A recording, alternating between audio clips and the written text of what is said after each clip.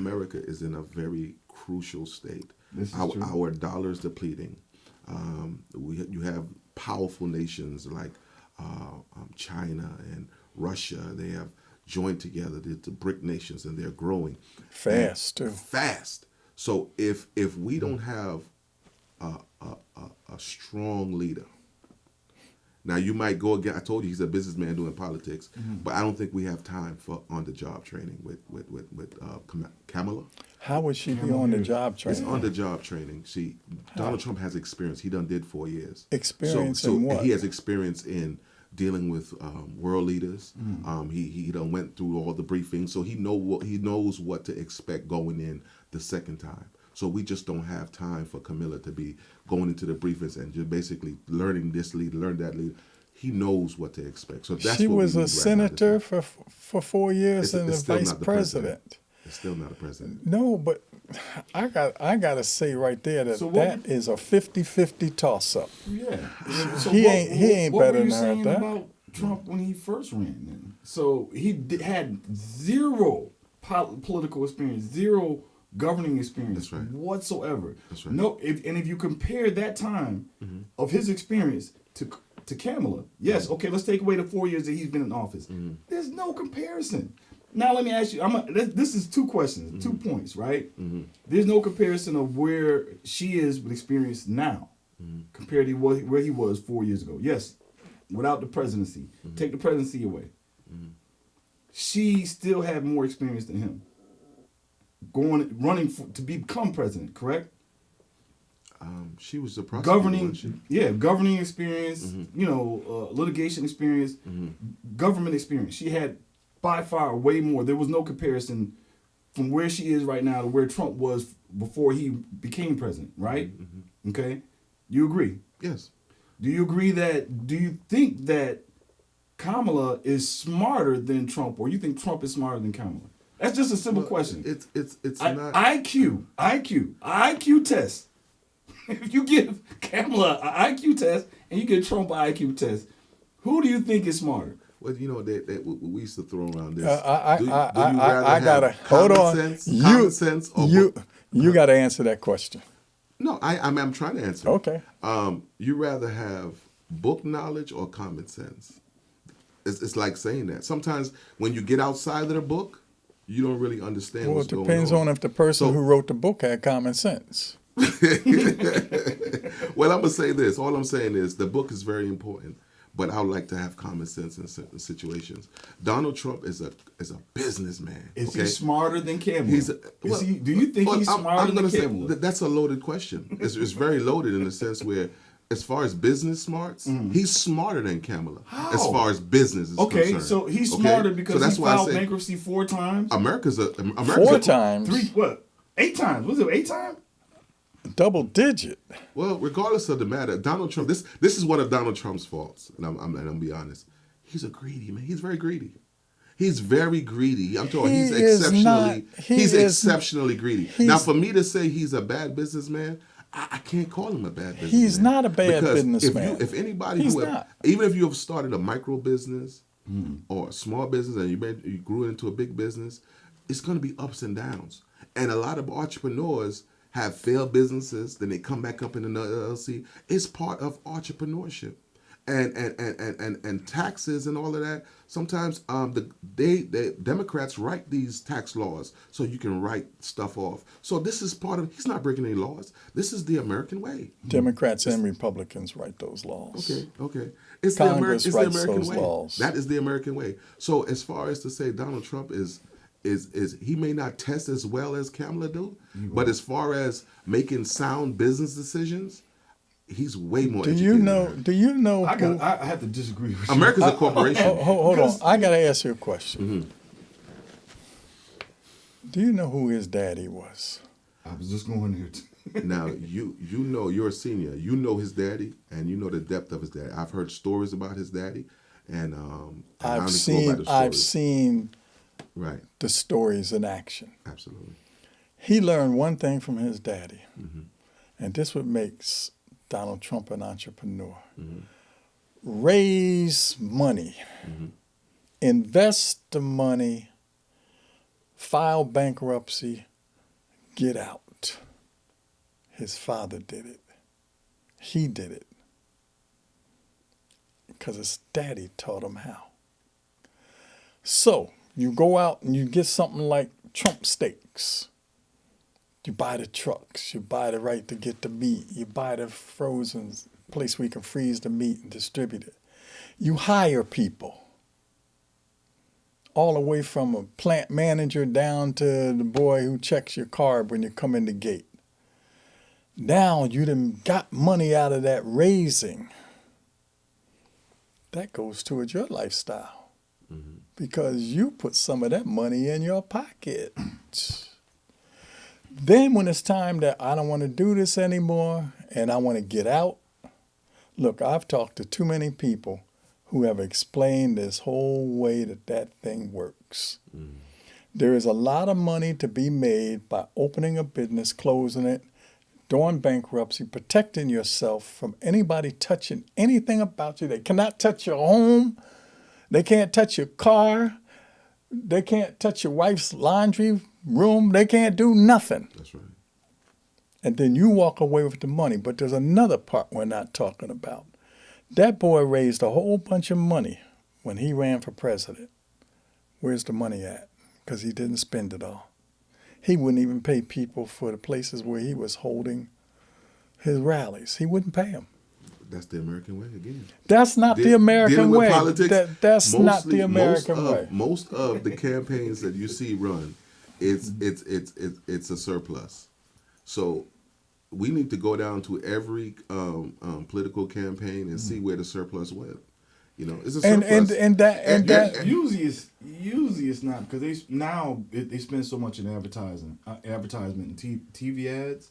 So it's hard to kind of track it, but you can see it because they spend so much money on TV and that stuff costs so much. So I agree with you though. The surpluses, nobody keeps track of where they're going to. Yes, but it's not. That's what I'm saying. It's not that much when you look at advertisement though. But in the meantime, taxpayers' money who are putting in those surpluses are finding out that money is going to prostitutes, porn stars, parties, association with people that a decent person wouldn't be associated with.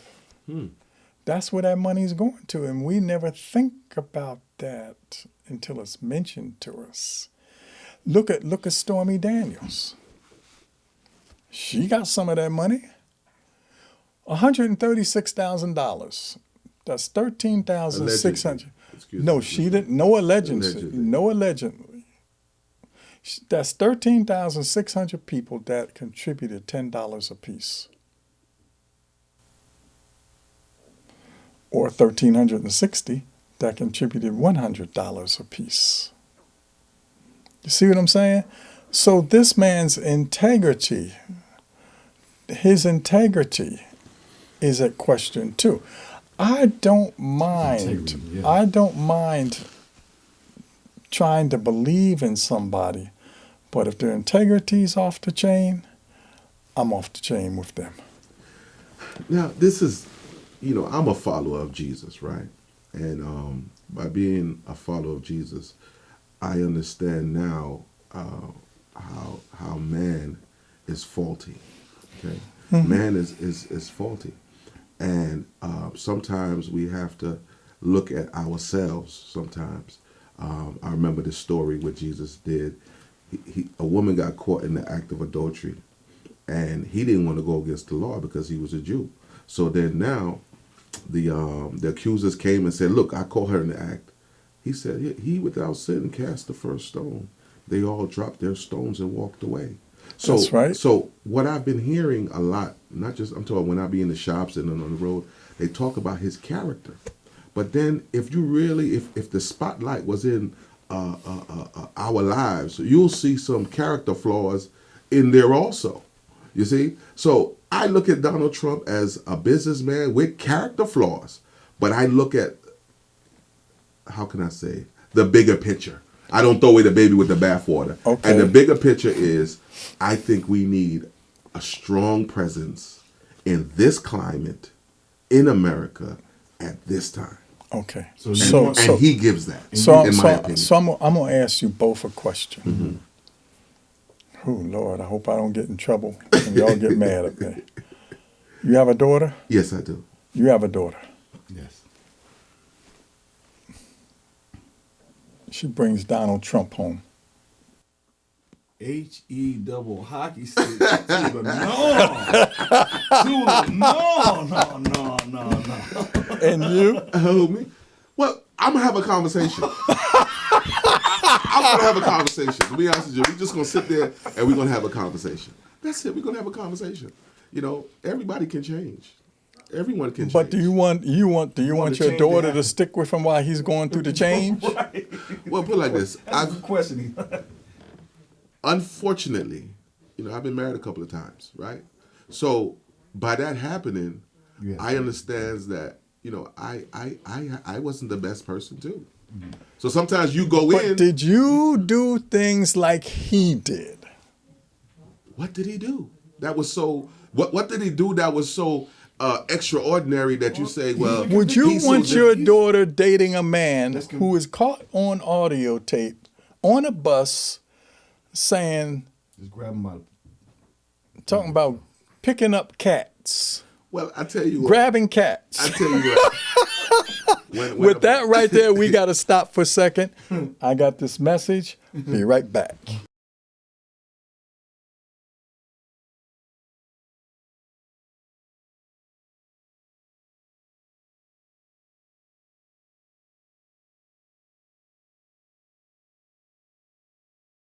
lying is part of the American way in politics. You know, it's like you're selling until you get what you want, and then you renege. You know, Chicago, the citizens in Chicago, the black ones, they're very upset with the party. Which party? The Democratic Party. Okay. Because they feel like they have told them and sold them on lies, and they have never followed through for many years. So, and this has been going on. I mean, Republicans do it too. But as I say this again, how do we change that? That's Okay. part of selling. Okay, so let's go back to the presidential candidates. Correct. Because Chicago is local politics. Hmm. Let's go back to presidential politics. Okay. Who's the biggest liar, Kamala Harris or Donald Trump? Well, to be honest with you, it's hard for me to answer that. The reason why I don't have enough literature on her. She the last debate, she debated well because it looked like she was prepared, like they gave her the questions prior to, but she was very prepared. And I can't say. I mean, outside of that, all the other reviews I've seen, I haven't really seen anything very impressive to say. So I don't really know. It's hard to say. Donald Trump been the president 4 years. He's been around. He's been speaking. He's been the center of attention, and you know, Kamala's been quiet. So it's hard for me to say. Well, how do you feel about that? Donald Trump is a French toast liar. French toast liar. I mean, where do we start? I mean, there's no end. It just spews out of him with such ease. I don't even think he realizes that it's just like he has diarrhea of the mouth. When he's up there, he's talking and lie after lie after lie after lie. Where can we start? We're gonna build the wall. Yeah, I know everybody comes and says stuff, right? That they're gonna do stuff and it doesn't happen. We're gonna build a wall. Everybody believes they're gonna build a wall. We're gonna build a wall, and Mexico's gonna pay for the wall. Lies. Never happened. Didn't come close to happening. You know? I mean, but guess what? All his MAGA people believed him. They believe in his words of what he says. It doesn't matter what he says, they believe him. He can go shoot somebody broad day in Brooklyn, walking down the street. He won't get it. They don't care. They just blindly support him, even though they know he's lying again and again and again. Now, all politicians, yes, they have to, do and bend the truth to fit their narrative. I get that and understand. But it's different than lies after lies after lies. And that's what I think about our two presidential candidates. I'm sure Kamala has bent the truth in some spots, exaggerated and pulled back some as well too. But Trump he's the king of all kings. He is king. He's a celebrity. America loves celebrities. They give celebrities chances after chances again and again and again. He's not smart. He's not bright. He's not a great businessman. He started out with $400 million when his dad gave him. And how do you go bankrupt from $400 million? Not once, not twice, not three. Again and again and again. That shows that your business is not in order. You're not smart. You lie. You don't care about your people. You pander with people that are known racists. You pander with these people. You know what they think about you. So to me, anybody that's supporting people that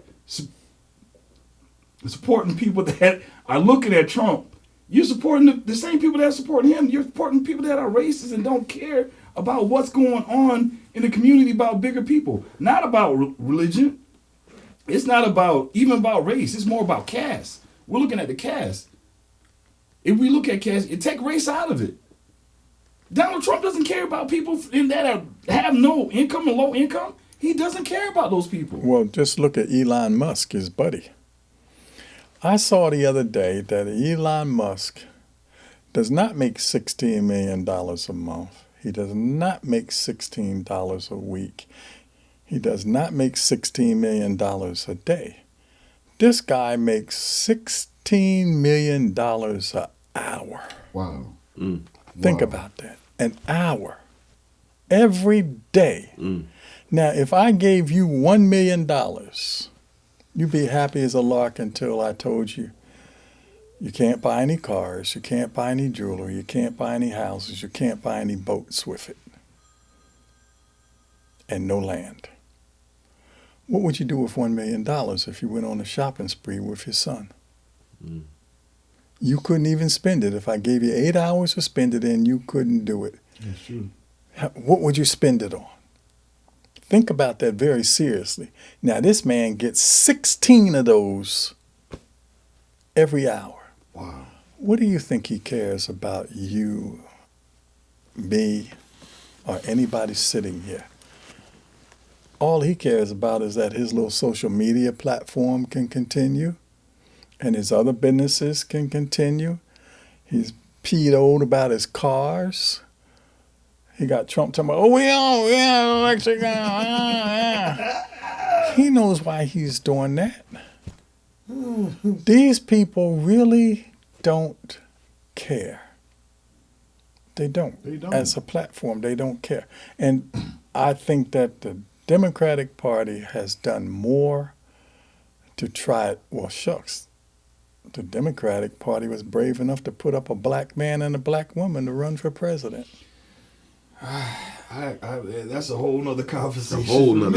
That's a whole nother conversation. Me and you will probably agree on a lot of stuff with that. But what I'm saying is we can have that conversation, but at least what is the most well-known black politician that the Republican Party has? Colin Powell. He turned Democrat. He voted for Obama. No, he didn't turn Democrat. He refused to vote for Trump. He refused to vote for Trump. He's seen the best candidate. You know what I think is the best known black politician in the Republican Party? Clarence Thomas? Tim, what's his name? Oh. The guy from South Carolina? Oh, that clown. Scott? Tim Scott. Come on now. Come on. He remind me of something from the Stephen Fetchit days. The way Donald Trump don't need boo-boo paper when he come out the bathroom. He's a character. He should be a character on the Boondocks. He don't need boo-boo paper when he come out the bathroom. I'm serious. How could this man sit up there? Where is his mind? He comes from a state where probably more slaves were killed anywhere. And he going to tell about how great this man is and all of this stuff. I'm sorry, if you don't know your history, you can't take care of your present. And if you don't know where your present is, you're going to mess up in the future. That's the way it is. Now let me say this: Trump supporters are a mixed multitude. When I say a mixed multitude, you have some that are racist. Some have You said that. yeah, I'm saying that. Okay. I'm saying that it's a Okay. mixed multitude of folks. You have some that are racist. You have some that have their own personal agenda, opportunists. You have blacks that vote for Trump, that support Trump. You have Latinos who support Trump, and you have different organizations. You might say like the Proud Boys that like Trump, And so the list goes on and on of Trump supporters. But what Trump will not do is he won't denounce anything, whether it's right or if it's wrong, he's not going to denounce it because he wants to keep his support base sound. So He needs that. He needs that 47%. He's not going to upset anybody. That's right. Now, some may call it, that's not wise. Some may call it, he's selfish. So whatever you may call it, that's what it is. So that's Donald Trump in a nutshell. Okay. Now, when you want to go back to January the 6th now, which was a very crucial time in America, some people lost their lives, and it was very traumatic. I seen some of those officers were very upset in their families off the trauma that they experienced during that time. But I looked through, I listened to the video with his speech, and I didn't hear in specific words he told the mixed multitude to go down there and destroy the Capitol. I didn't hear it in those clear terms or those clear words. He didn't have to say it. I didn't say it. I didn't hear that. So then now they went down there and they created history, which was devastating, and trauma still exists because of it. But I believe that they were opportunists or people who had an agenda, that they did that. Including hanging the vice president. Huh? Including wanting to hang the vice president. Wanting to hang, well, that's all speculation because he's still living. Because they got him out of there. He's still living, and that's a speculation. And, that's just an accusation. That's what they say. I don't know. Let me ask you a question. Mm-hmm. Where was Donald Trump when they got to the White House? I mean, when they got to the Congress building. Where was Donald Trump at? You tell me. I'm listening. They ain't showed this again since the week this happened. Mm-hmm. He was in the White House with his two sons, a couple of other characters, and they were watching it on TV, and they were all slapping each other five. They were all for this. You think some words weren't leaked out to the leaders to go for it? You think there wasn't some words for those guys down there on the front lines to go for it? Why did they come equipped with certain things? They wanted this. They really thought that they could overthrow a whole country by taking over a building. I think some weeks before that, I think they had some Black Lives Matter was in D.C., correct? Mm-hmm. And the amount of police and security that was there protecting the Capitol was great. They couldn't come close to the Capitol. Why wasn't there the same security when Donald Trump made the speech? Had that security been there, we wouldn't have experienced what we experienced. Well, he's in charge of that. Okay. He makes the calls on that. Nancy Pelosi was the big girl. She could only do what was around the building. Donald Trump, those people who were underneath of him called what would happen down the street. They knew about this in advance. This is not something that just happened. Okay, it's January the 6th. He's no longer president. Biden's president. Let's all just go down and converse onto the Capitol building. It didn't go like that. They knew about that in advance.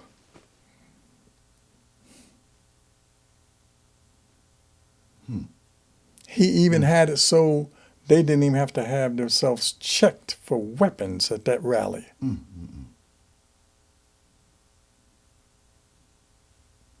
That's a fact. So See, he knew what he was doing. He knew.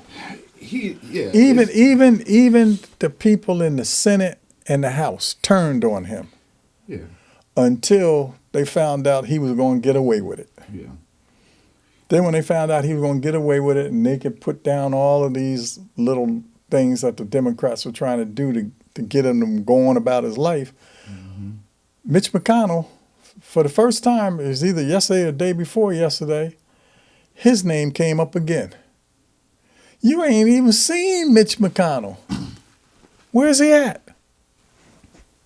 See, it's time for just a breath of fresh air, right?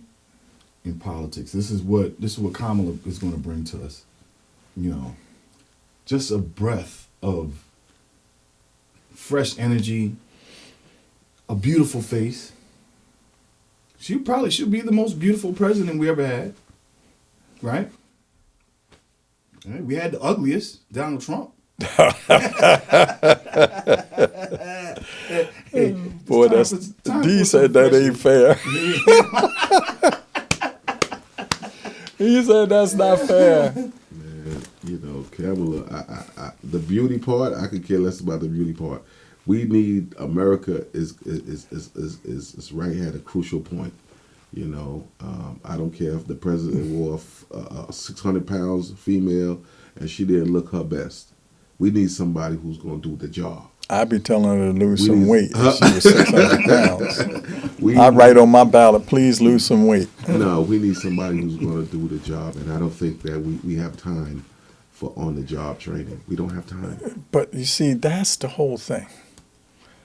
Who sits in the rooms during the crisis and so forth with the president?